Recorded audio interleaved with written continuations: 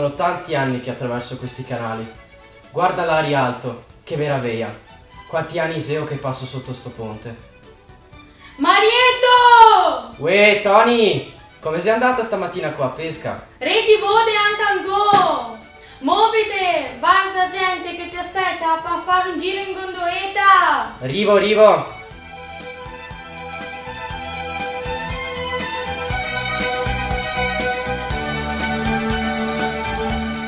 Buongiorno signorina, le serve un aiuto per salire la mia gondola? Molto volentieri, la ringrazio per questa gentilezza. Ma lei è Elena Cornaro? Precisamente Elena Lucrezia Cornaro, ma basta il primo nome.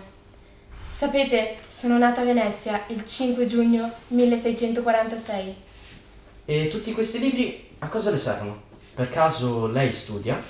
Io studio filosofia e teologia e presto mi laureerò in filosofia. Sarò la prima donna ad essere laureata al mondo. Molte persone mi ostacolano per il mio essere donna. Signorina, siamo arrivati a destinazione.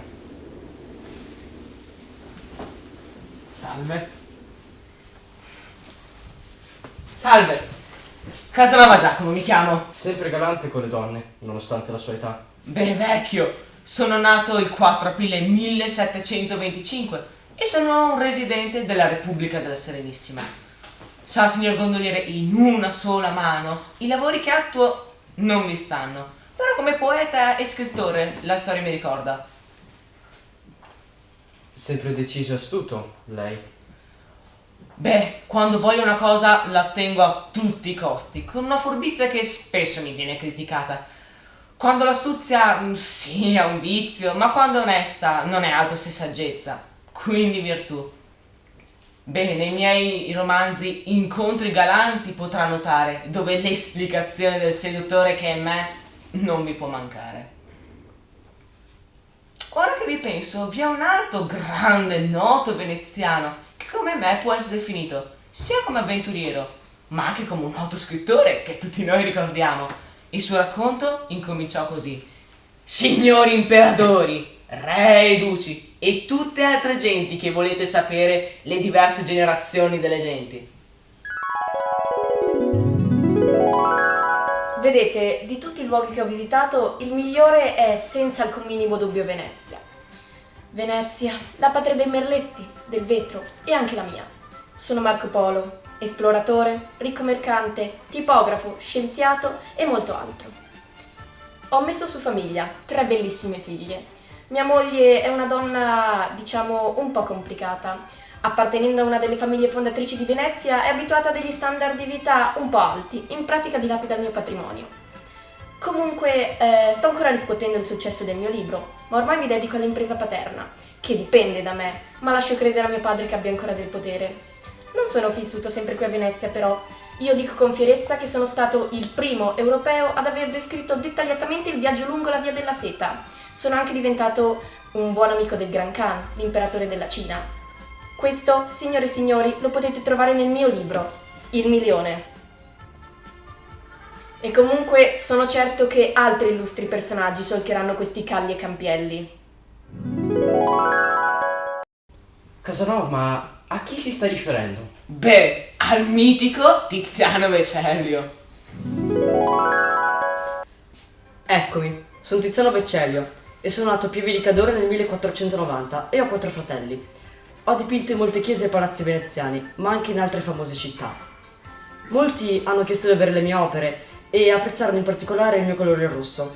Sono ormai esperto nel mischiare i pigmenti per formare l'ormai famoso rosso tiziano.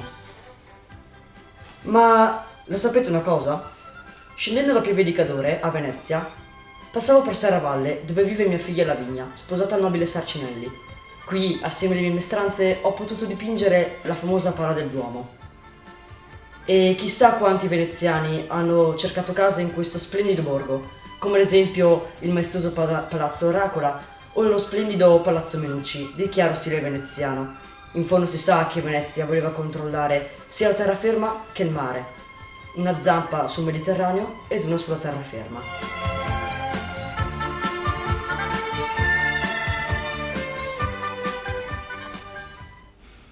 Sa, signor gondoliere, io conosco Venezia in lungo e in largo.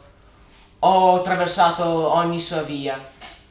Pure quando nel 1755 mi rinchiusero in una cella nel palazzo ducale, io dall'alto pattugliavo la Serenissima. Beh, secondo lei sarei stato lì, rinchiuso, per anni e anni con le mani in mano? Ah, si figuri.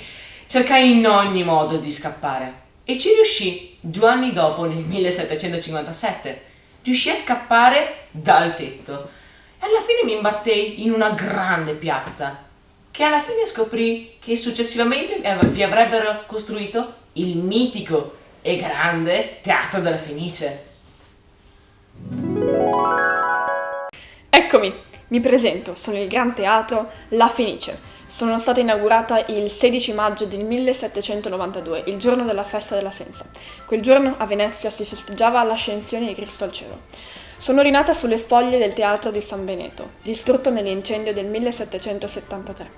Sono rinata 2 volte dalle mie stesse ceneri, come l'araba Fenice.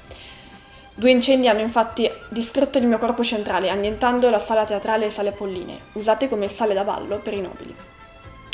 Infatti, dopo l'incendio del 1836, la torre scenica è stata ricostruita in modo da ottenere il massimo utilizzo del palcoscenico nell'ala nord.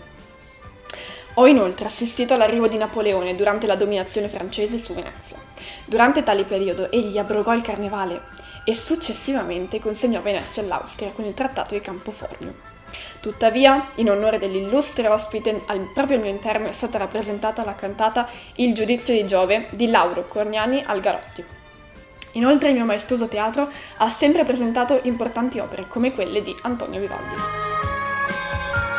Sono Antonio Vivaldi, nato nel 1678 a Venezia e da risaputo che sono stato uno dei più famosi compositori. Mio padre, fin da piccolo, mi ha introdotto alla musica facendomi suonare il violino e ho scoperto che era una mia grande passione. Nel 1704, avevo 25 anni, sono stato ordinato sacerdote, ma comunque ho continuato a coltivare la mia vera passione, la musica. In età più adulta ho lavorato come direttore musicale presso l'Ospedale della Pietà, cioè una struttura che accoglieva ragazze orfane, presso la quale ho lavorato fino al 1740. Nella mia vita ho scritto anche composizioni per strumenti solisti come la tromba, il flauto, il violoncello, il flauto traverso, il fagotto, il mandolino e il clavicembalo. La mia composizione più celebre si chiama Le 4 stagioni perché è formata da 4 concerti, ognuno dei quali rappresenta e descrive una stagione. Questa composizione è ispirata alle mie poesie, dei sonetti che avevo scritto in precedenza per raccontare le sensazioni delle stagioni. La mia musica, dimenticata ma poi riscoperta, è stata apprezzata e diffusa in tutto il mondo e sono oggi considerato uno dei più grandi compositori e musicisti. Salve, sono Carlo Goldoni. Sono nato a Venezia nel 1707.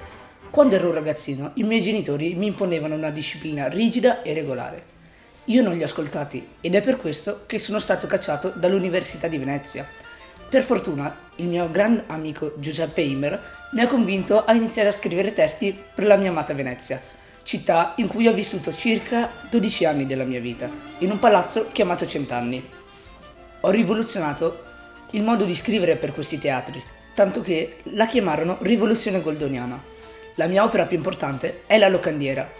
2 nobili che amano le donne ed un cavaliere che non le sopporta proprio. Ed infine una splendida locandiera che riesce a sedurre il cavaliere con le sue grandi doti. Ora lascio a voi la visione. In verità non si può contendere per ragione alcuna che lo meriti meno. Una donna vi altera, vi scompone. Una donna, che cosa mai mi conviene sentire? Donne, io certamente non vi è pericolo che per le donne ne abbia da dir con nessuno. Non l'ho mai amate, non l'ho mai apprezzate e ho sempre creduto che sia la donna per l'uomo un'infermità insopportabile. In quanto a questo poi Mirandolina ha un merito straordinario. Sin qua il signor Marchese ha ragione, la nostra padrona della locanda è veramente amabile. Quando l'amo io potete credere che in lei vi sia qualcosa di grande. In verità mi fa deridere. Che mai può avere di stravagante costei, che non sia comune alle altre donne? Ha un tratto nobile che incatena. È bella, parla bene, veste con pulizia. È di ottimo gusto. Tutte cose che non vagliono un fico. Sono 3 giorni che io sono in questa locanda e non mi ha fatto specie veruna. Non è come le altre, ha qualcosa di più. Io che ho praticato le prime dame non ho mai visto una donna come lei che sappia unire gentilezza e decoro. È pazzia, l'ho veduta benissimo, è una donna come le altre. Non è come le altre, ha qualcosa di più.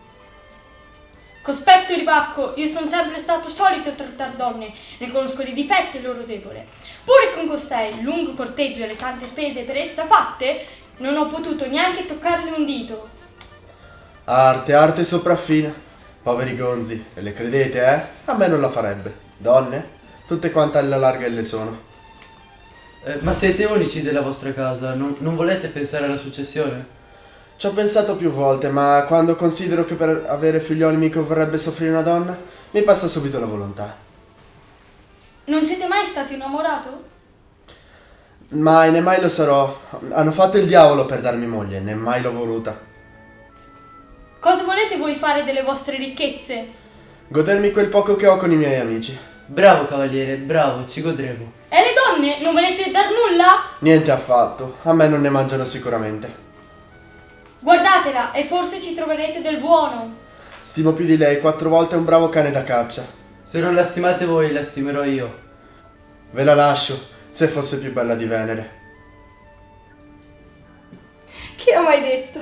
L'eccellentissimo signor Marchese Arsura mi sposerebbe. Eppure, se mi volesse sposare vi sarebbe una piccola difficoltà. Io non lo vorrei. Mi piace l'arrosto e del fumo non so che farne. Se avessi sposati tutti quel che han detto volermi, avrei pur tanti mariti. Quanti arrivano a questa locanda, tutti di me si innamorano, tutti mi fanno cascamorti e tanti si esibiscono di sposarmi addirittura.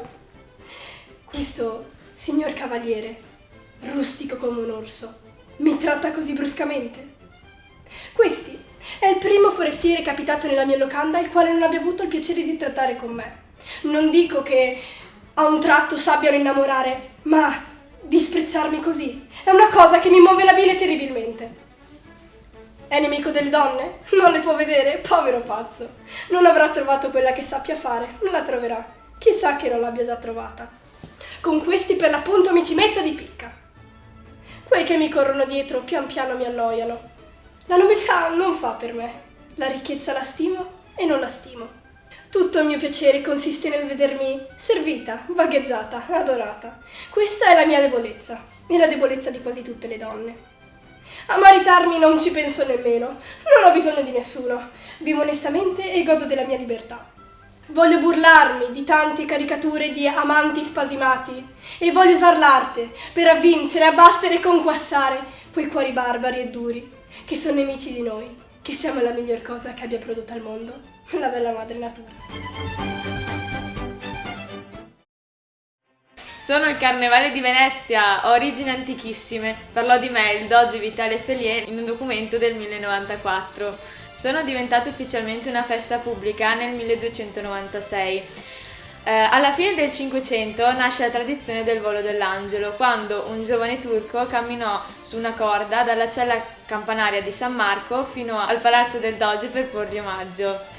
Nel 1759 questa esibizione però finì in tragedia e per ben 3 secoli il volo dell'angelo venne sostituito con il volo della colombina, in cui una colombina di legno sostituiva il funambolo distribuendo sulla folla di piazza San Marco coriandoli e fiori. Gli spettacoli hanno avuto sempre più successo perché ogni persona, per qualche giorno, poteva diventare chi voleva senza più differenze. Vi presento 4 personaggi che mi rappresentano. Ecco a voi Pantalone, ricco mercante veneziano, burbero e avaro. Colombina, serva vivace, graziosa e bugiarda. Brighella, vivace attaccabrighe, insolente e dispettoso. E Arlecchino, avido e taccagno, si dispera facilmente ma sa consolarsi in fretta. Ora questi 4 personaggi vi faranno vedere un breve spettacolo. Si svolge in un prato veneziano in una domenica mattina. Buon divertimento. Fidato Brighella, finalmente oggi è domenica e non vedo l'ora di incontrare la mia dolce Colombina. Spero vedere anch'io. Cosa stai dicendo? Niente. Oh, guardala che arriva da in fondo al campo. Buongiorno, mia dolce Colombina. Buongiorno, signor Pantalone. Sei benissima creatura. Cosa stai facendo? Niente. Mia cara Colombina, lasci stare sto sfacciato e ascoltami. Vorrei omaggiare la tua bellezza con questo nuovo scialle che mi è appena arrivato da lontano oriente. Non credo che possa accettarlo. Ma certo che può, anzi, l'aiuto a indossarlo. Ma che succede? No, niente. Guarda, ho comprato questo nuovo scialle, è costato tanti skei. Come mi sta? Ti piace? È molto bello, ma non bello quanto te. Vuoi venire a fare una passeggiata? Certo.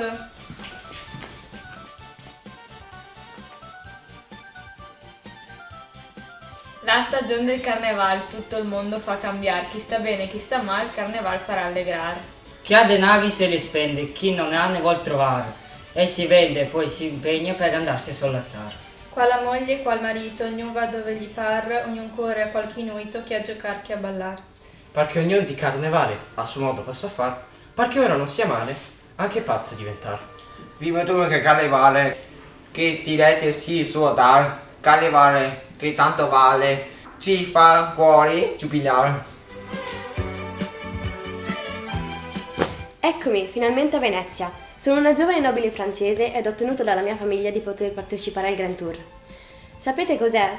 È un giro delle più belle città d'Italia, da Venezia a Firenze, a Roma e addirittura fino a Napoli ed Ercolano, per ammirare le bellezze di queste splendide città. Sapete chi lo fa? Giovani nobili borghesi provenienti da tutta l'Europa, dall'Inghilterra, dalla Francia, dalla Germania e anche dalla Russia, per ammirare le bellezze di questa splendida penisola. Perché? Beh, perché sono belle, no? E poi Venezia è unica. Le sue chiese, i suoi palazzi, la sua storia. Pensate che prima di me sono venuti scrittori e artisti come Goethe, Stendhal, Madame de Staël. Insomma, Venezia è davvero un sogno. Sì, sono Napoleone. Ho ceduto questa millenaria repubblica all'impero austriaco. Faceva parte dei miei piani. E poi Venezia aveva dei tesori troppo belli per stare in una piattaforma galleggiante. E anche per evitare di trafugarli. Ho portato in Francia il leone di bronzo e i cavalli della basilica. Poi solo l'abilità di Canova è riuscita a riportarli in patria, ma solo perché io non ero più al governo. Poi i veneziani li avevano a loro volta trafugati durante la quarta crociata. Io ho solo allungato il loro viaggio.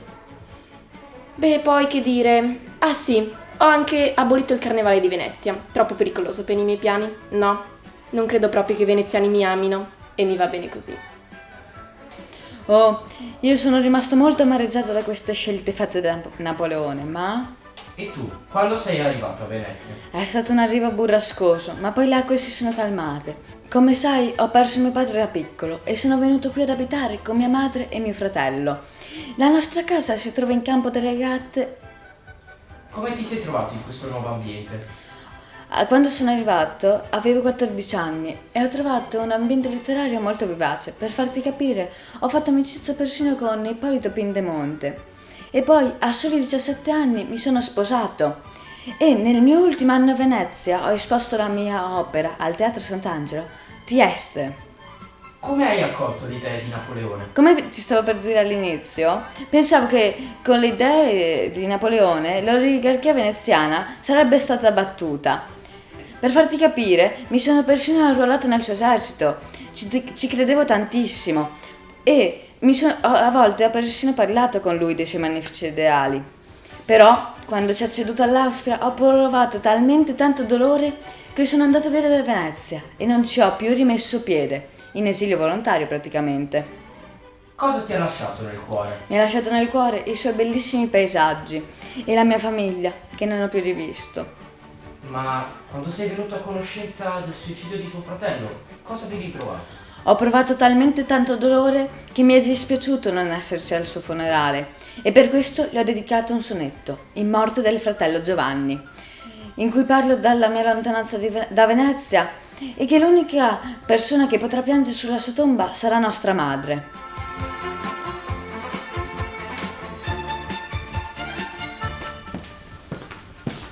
Buongiorno signora. Buongiorno, sono di fretta, quindi si sveglia. Mi dica di cosa avrebbe bisogno. Non le sembra ovvio? Ho bisogno di merletti e credo ne abbia visto che questo negozio di merletti. Mi spiega come li vuole, ce ne sono di vari modelli e colori. Li voglio classici ma speciali, ovvero li voglio con un colore abbastanza particolare, però dai si sbrighi. Signora, mi dica il colore, non so di cosa sta parlando. E non lo so, quali sono i merletti più pregiati, con i colori più belli. Io sono creativa e voglio che i miei abiti siano più belli e originali. E le ricordo che sono una stilista professionista che non perde tempo con persone come lei, quindi vi faccio vedere cos'ha. Mi scusi signora, le mostrerò i merletti più creativi e pregiati che io abbia. Però l'avviso, sono abbastanza costosi. Non si preoccupi, sono ricca. Di soldi per i miei abiti ne spenderei di milioni. E anzi, non sono una signora, ma le sembra vecchia? Mi chiami signorina Rosalba Carriera. Mi scusi signorina, questi sono i merletti più preziosi e creativi che io abbia, lavorati a Burano con le mie mani. Questo è perfetto, assolutamente perfetto. Adoro troppo questo colore violetto. Tenga soldi e pure il resto. Le ricordo che il mio abito mi sta aspettando, devo finirlo entro domani. Arrivederci. Arrivederci. Che strana ragazza, ma almeno mi ha lasciato il resto.